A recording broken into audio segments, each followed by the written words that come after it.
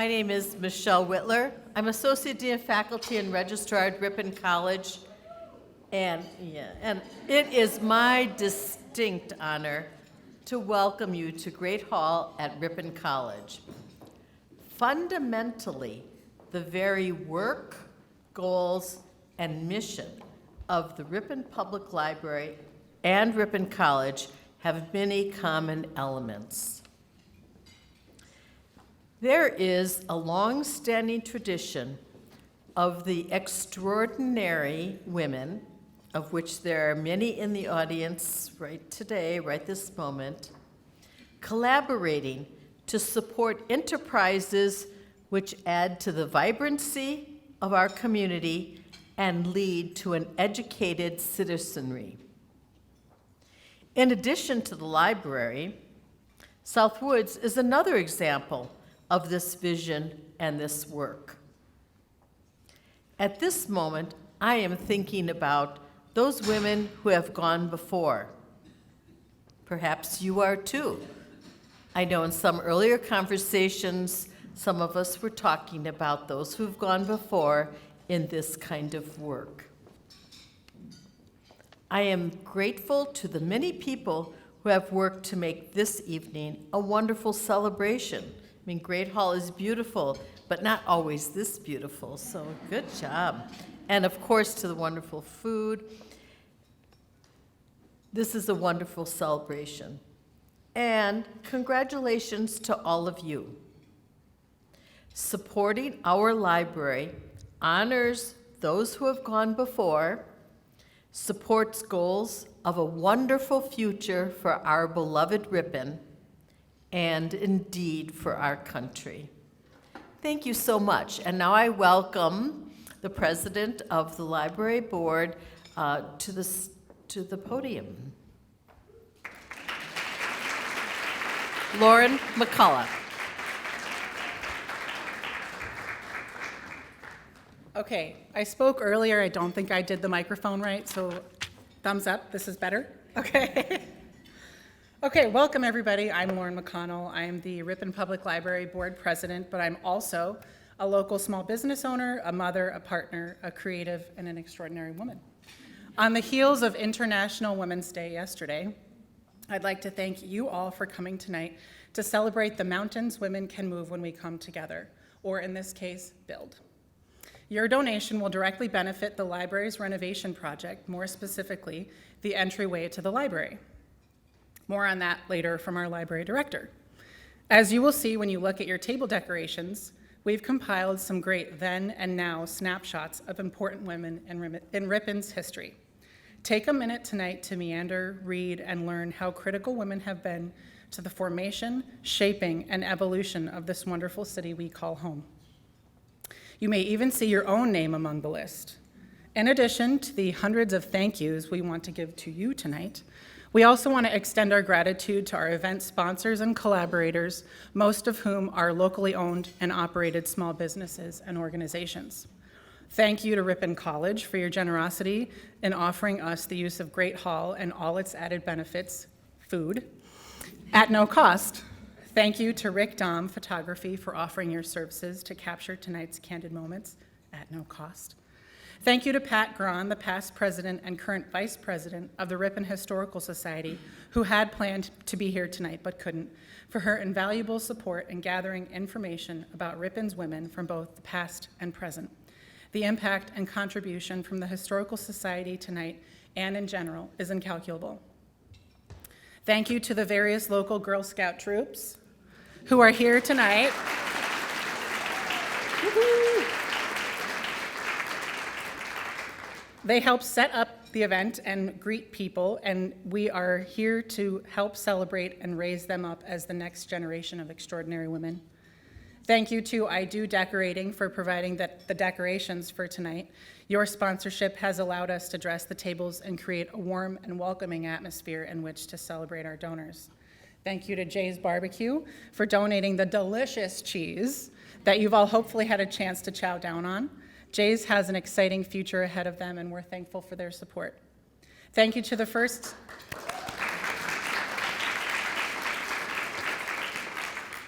Thank you to the First Congregational Church of Ripon for your generous donation. Donors like you have allowed us to be able to cover the cost of things like our lovely harpist who was just playing without having to dip into donated funds. Thank you to Back Porch Gatherings for your sponsorship. Along with the yummy food and delightful music, your donation has helped us cover the cost of the cash bar so we can all enjoy ourselves a little extra tonight. Thank you to Stitch and All for your generous sponsorship. Your donation helped cover the cost of being able to live stream this wonderful event so we can include those donors who weren't able to be here today and create a historical record of this event for later generations to enjoy. I'd like to take a moment and ask that the 100 Extraordinary Women Planning Committee members stand or wave a hand.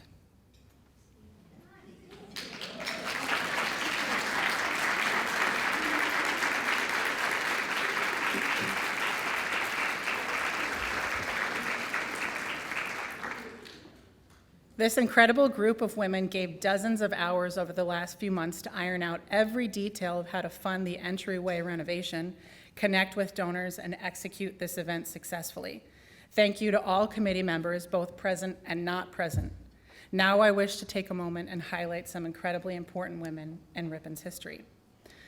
You'll see on the centerpieces as well. Grace Kate Fote, born in 1872, was the first woman in Ripon to drive a car. She did so to bring her husband, a doctor, to house calls. In 1922, she was also the first woman to run for Ripon City Council. Fote's daughter noted that her mother stood only 4 feet 11, but was tall to those who knew her. I'm really sorry if I butcher names, I'm trying. Jean Eva Ninneman Schweiso, born in 1918, was elected as the first alderperson of the city of Ripon in 1963. She was only the second woman in Wisconsin to hold a seat on a city council. In 1964, she was appointed to the Governor's Commission on the Status of Women, and in 1970, she became a member of the Wisconsin Law Enforcement Standard Board. Annie Starr, born in 1824, was a powerhouse in Ripon. After her passing in 1904, Starr willed her land to the city of Ripon, expanding the nature area on the west side of town that includes the South Woods. By doing so, she ensured that the citizens of Ripon would have a nature area to access and experience the natural world. City Ordinance 191 created the woods and states that the natural beauty of the stream and woodland must be kept so far as possible in the present state. Lastly, I'd like to highlight Phoebe Bloom Buckholtz, born in 1873. She worked as a young teen during the summers at Oakwood, a popular resort on Green Lake. There, she learned how to operate a telegraph machine. After her husband died in 1910, she had to support herself and her 3 children. When Western Union came to Ripon, she became a telegraph operator 6 days a week, in addition to being on call on Sundays. Buckholtz held the position until 1945, handling most of the telegraphs that came to Ripon. She worked in this capacity through 2 world wars. It was a personal virtue of hers to always hand-deliver death notices. If only one person was home when a death notice was delivered, she stayed until someone else came back. Lastly, I'd like to take a moment to add a personal anecdote about my love for the library. As a child growing up in a small New Jersey town, the Mercer County Library was my home away from home. We'd make weekly trips there and had 0 parental limit on the number of items we could check out. The building was a portal to another world, and my library card was the key. Cut to college, where I was spending more time in the stacks inside the Hayden Library at Arizona State than I did in my own dorm. The library is my 3rd place. My home is my 1st place, where I have cultural and familial obligations. My job is my 2nd place, where I have societal and financial obligations. And the library is my 3rd place, where I have no obligations and can just use the space however it resonates best with me, via a book, a discussion group, a puzzle, or a myriad of other experiences. I'm proud to be a Ripon Public Library supporter, lover, board member, and patron. I've made my 100 Extraordinary Woman donation in honor of my 7-year-old daughter, who's watching now, who is quickly becoming a voracious reader. RPL has allowed us to entertain her every whim when it comes to books, games, projects, tinker kits, and more. I see the next generation of extraordinary women in her, and I'm so honored to be her mom every day to witness it. Please join me in a round of applause for our sponsors, committee members, and most importantly, each other.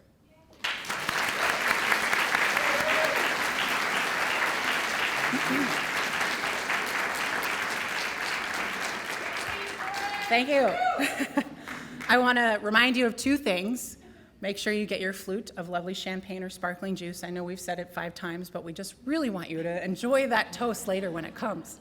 And secondly, there is a banner that you may have seen as you were checking in for your name tag that has your plaque information, whether it's your own name, who you donated in honor of, or who you donated in memory of.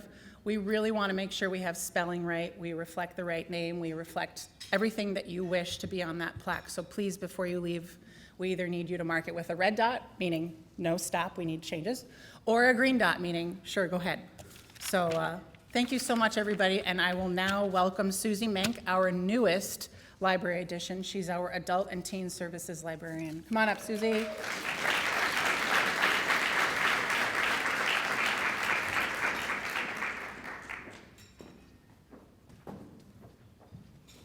Good evening, everyone. As she said, I am the newest member to Ripon and Ripon Public Library, and I am speaking tonight on behalf of Linda DeCramer, who was not able to make it tonight, but is watching us. So let's all wave at Linda.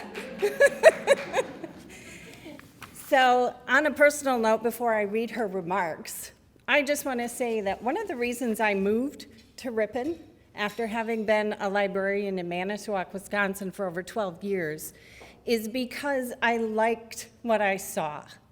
I liked the revitalization I see happening here, and I mostly liked what I saw happening at the library. I was excited to hear that there were renovations coming, and not just inside renovations, but outside renovations that are going to make this library an extreme focal point for this community. So thank you to all of you who have generously donated, because this is why I'm here. So it's my honor and privilege to speak on behalf of Linda, the Youth Services Librarian at the Ripon Public Library. What a joy to be among a crew of over 100 extraordinary visionaries here this evening. Ripon has a history of attracting people with big ideas. Think of the Ceresco Utopian Society during Ripon's earliest days. Think of the founders of Ripon College, the Southwoods Association's creation of the first nature preserve in Wisconsin that was led entirely by women. The original Liberty Ladies who charted Ripon's public library, to name a few. All are examples of visionaries bringing their ideas to fruition, not for personal benefit, but for the greater good of their community. We are gratefully standing here on their shoulders, enjoying the benefits and enrichments of their visionary ideals and hard work. As we consider the over 100 women represented here today, we see and feel the connections that bind us across time and generations. From the youngest to the oldest among us, to those here only in the memories of a few, the passion to do good for one's community runs deep and strong. One of our greatest joys this evening is in recognizing our youngest donors to the 100 Extraordinary Women campaign. Will the Girl Scouts and their leaders in attendance please stand?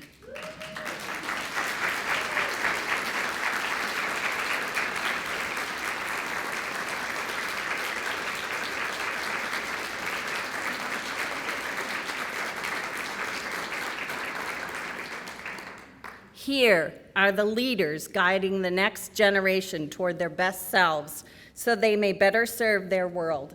Here are the youth, curious, intelligent, and determined, discovering their mettle and preparing to bring their best to tomorrow.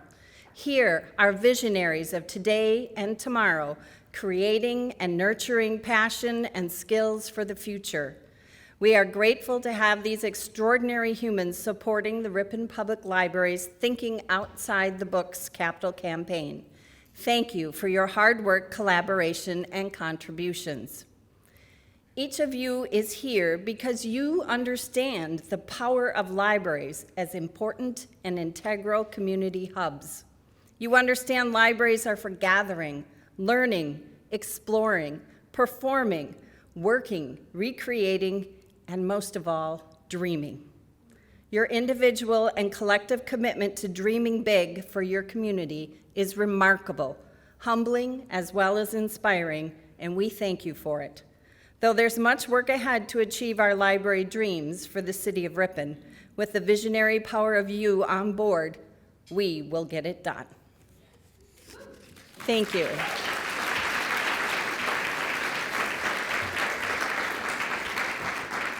And now I would like to welcome our fearless library director, Desiree Bongers.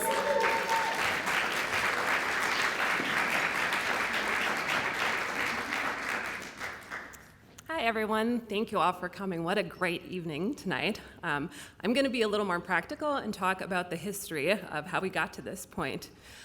So back in 2019, we had a patron move her family from another community to our library, and they started coming in with their kids. And she commented to Linda that the children's area was very unwelcoming. She felt the seating wasn't further back. They felt like they were on display if they were sitting on the couch, and just was not great. At that same time, we had a patron who was interested in doing some fundraising for us. So we thought, okay, this is great, a couple $1,000s. We're just gonna hire somebody local. We'll flip the collections to the front and seating to the back. Not a big deal.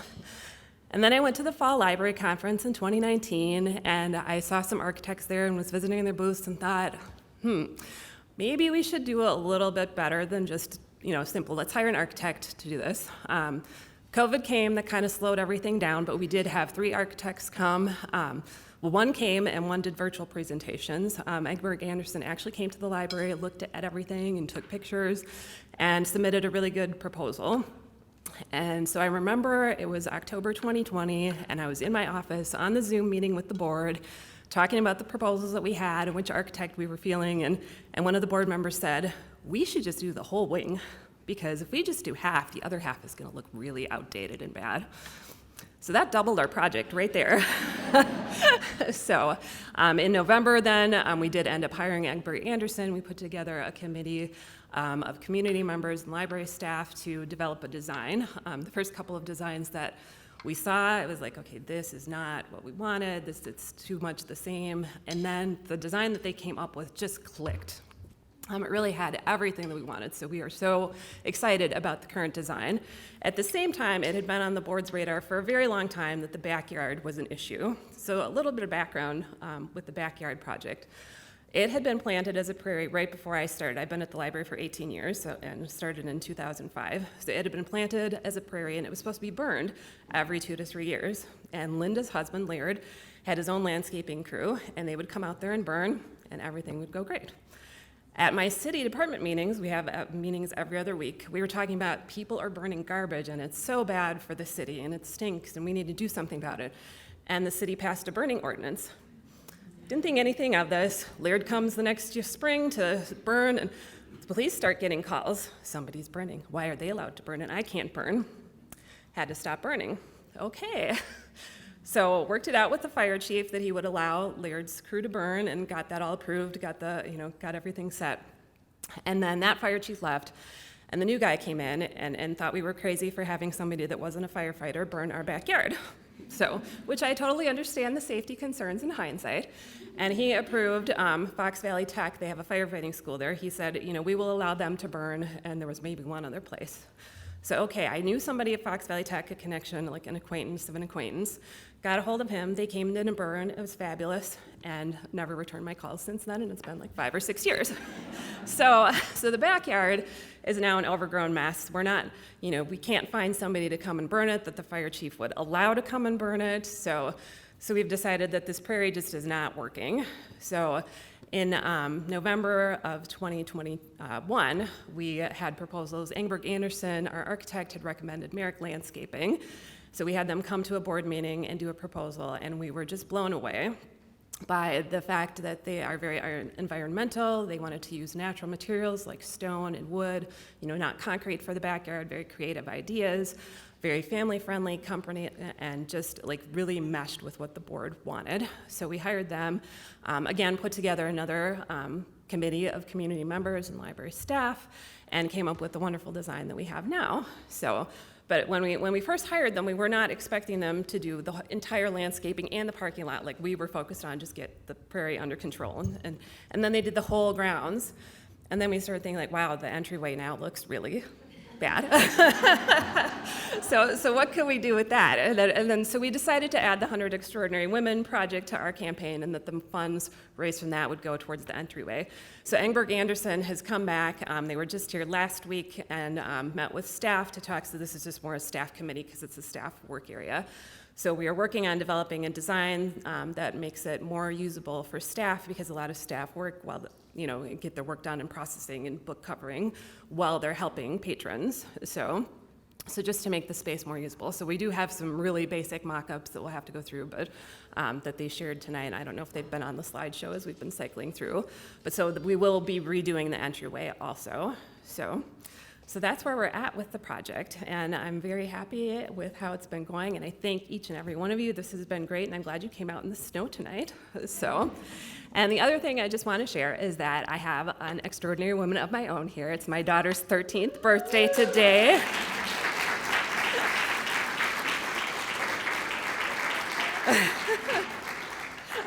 Yeah, so I just want to shout out to her. I do have another 2 children at home, but wanted to bring her because it's her birthday, so she'd get to see me a little bit today. So thank you. And now I am pleased to introduce Mandy Kimes, the Executive Director of the Chamber of Commerce, who has been a terrific cheerleader for the library and has done so much work for us on her committee. So.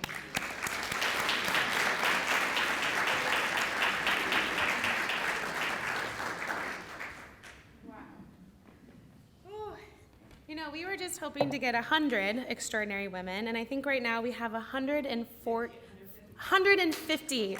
Wow!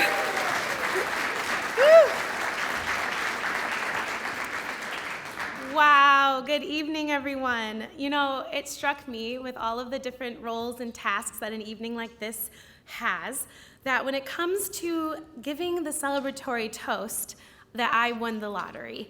And seriously, if there's one job to give me for the night, this is it. This is kind of my thing. And so I'm just super thankful to be with you guys tonight. I think one thing we did such a great job at thanking our sponsors, thanking the college.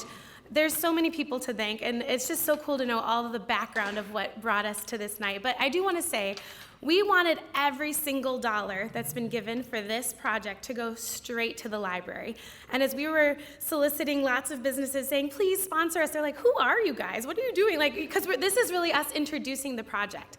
And so on our Extraordinary Women Committee, we have an anonymous person, and I'm going to try not to look at them, but it's overwhelming that someone decided to personally commit. It makes me emotional. Sorry, their money so that we could enjoy tonight and still give every dollar to the library. And so I just want to thank you and say, wow, yeah.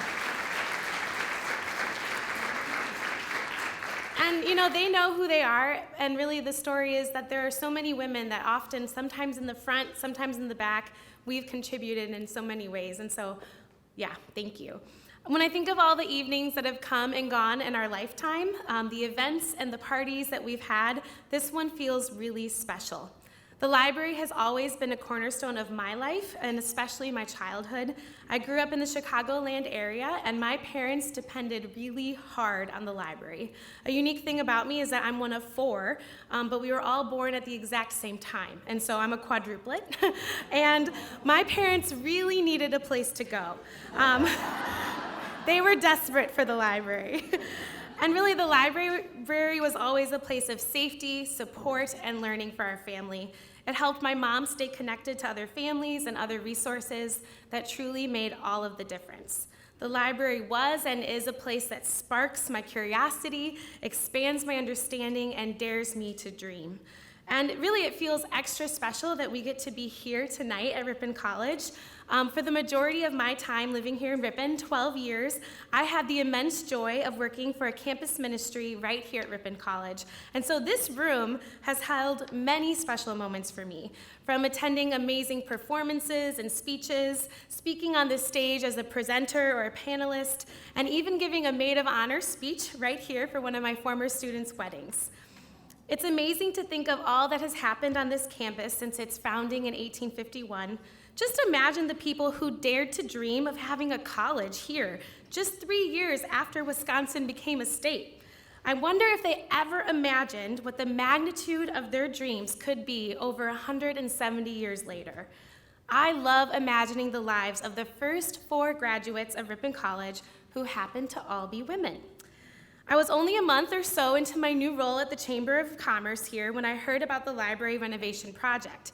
And I knew that one of my goals for the Chamber and one of the goals for my life is to work for positive change in our community. I think that's one of your goals too. And so the joke for me was that I was doing everything I could to not commit to any extra projects or committees. Oops.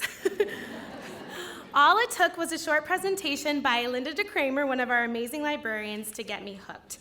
And you can imagine my surprise when just a few months later, the Chamber of Commerce was invited to move into the Carnegie Building, built in 1905 and until 1973, the home of the Ripon Public Library. You better believe I have nerded out about the incredible women who passionately advocated and collaborated to bring that project to fruition. I almost fell out of my chair when I found out that our community right here in Ripon helped the library move into its present location by forming a human chain and passing the books down Watson Street. Right? Talk about the perfect example of what we can accomplish when we work together. For the last 9 months, Ripon has been on my mind morning, noon, and night. And in case you didn't know, my estimation, Ripon is rocking it. There are so many exciting new people, projects, and possibilities. And in the midst of all that is happening and the endless committees that you could be part of, if you need one, just let me know, I'll sign you up.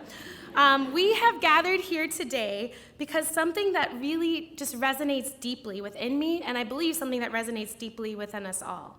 And so I hope by now you've had a chance to take a look on your tables and learn about some of the extraordinary women that we've highlighted.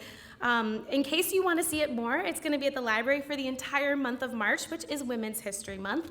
As we started to plan this event, we couldn't help but wonder about the extraordinary women in Ripon's past and those who are impacting our community today. And we quickly ran into a very real problem. There's just way too many of them. And so they're really not all here. There's many more. And it's easy to misunderstand this concept, though, of what it means to be extraordinary. In fact, many of my friends, some of you right here right now, said, "Oh, Mandy, thanks for the invite, but I'm really not extraordinary. I'm just like normal." But as I delved into the history of our community and I talked to the women in Ripon today, I found example after example of women breaking out of ordinary, everyday life, rolling up their sleeves, and contributing to the world around them. Then and now, women in their own way, in their small corner of the planet, are making a difference. There are stories of women business owners, elected officials, police officers, physicists, suffragettes, and even the first woman in America to ever get her PhD in mathematics was born here in Ripon, Wisconsin. From the parks and woods around us to the very names of our city streets, the impact continues on from generation to generation. All of us in the circles that we connect to and influence have and are making an amazing legacy of innovative, resilient, and generous movers and shakers. We get things done. And I am confident that all of us have had moments where we have found ourselves stepping out of our normal to do something, well, extraordinary. And so we have an opportunity tonight to celebrate being part of something worthwhile. And as we continue to roll up our sleeves and invite others to be part of this project, it's amazing to think of all we can do together to impact the next round of movers and shakers. Maybe years from now, they'll be gathered in this very place, speaking of nights like tonight and the women represented today. Wow. So in the coming days, you will see more about this exciting project and the impact it will have on Ripon. There are many ways to get involved, and we've brought some of our beautiful brochures back there on the table with us tonight in case you want more information. And you can help us in two simple but very powerful ways. The first is to speak up. Share about this night and what you've learned with those around you. Help others catch the vision of what we are striving so hard to accomplish together. We truly need your help. Second, this one's pretty simple, come hang out at the library. Come see this amazing place in action, walk through it, begin to visualize all that this renovation will bring. There's nothing like a quick visit to the library to really zap you with energy and remind you why you're all in for this project. When it comes to libraries, they are described in many different ways by authors, poets, historical figures, and celebrities. They say that they are cathedrals of the mind, hospitals of the soul, theme parks of the imagination. A library is infinity under a roof. The library is like a candy store where everything is free. I like that one. It's spaceship, a time machine, a torch to the world, a passport, a teacher, a friend. The Andrew Carnegie said, a library outranks any other one thing a community can do to benefit its people. It is a never-failing spring in the desert. I have to say that one of my favorite descriptions for a library actually comes from a 1970 pamphlet titled, Why Ripon Needs a Library. You should see this thing. It has really old pictures, descriptions of the updates needed at the Carnegie Building, the lack of storage, the hazards that jeopardize users. And seriously, look at these copies. It's like pictures of my office I go to right now. It's great. When it gets to the part about sharing the vision for all the library is and all it can be, it says that a library is a reflection of the community. I love that. I see our community reflected in the way our library is serving so many day in and day out. We all know that the library is so much more than books. That's why we're thinking outside the books. And this renovation will allow so many important people to be able to use this library far into the future. Not to mention it'll give me one more awesome stop on my already amazing tour of all that Ripon has to offer, whether you're just visiting for a day or you're looking for your forever home. Just imagine that future entryway that we're contributing to right now, the countless faces that will be reflected in the plaque as they read the list of all the names of those who have contributed. This night truly is special. This project is special, and I'm just so thankful for each and every one of you here and watching online, and I'm so thankful to experience another memento moment right here in Great Hall. And so, with that, hopefully you haven't had your drink yet, would you join me in raising your glasses? Here's to creating a beautiful reflection of our incredible community, to honoring our inspiring history and those who have gone before us, the extraordinary things we are doing today, and the bright future that lies ahead tomorrow. Cheers. Woo! I love the cheers sound. And so with that, keep cheering. Yes, get it. We can do this all night. No. With that, we want to wish you a very good evening. We encourage you to eat some more dessert, to check that banner. And thank you so much for being here. Go call your mom. Thank your mom. Thank some extraordinary women in your life. But we love you. You are amazing. Thanks for being extraordinary with us.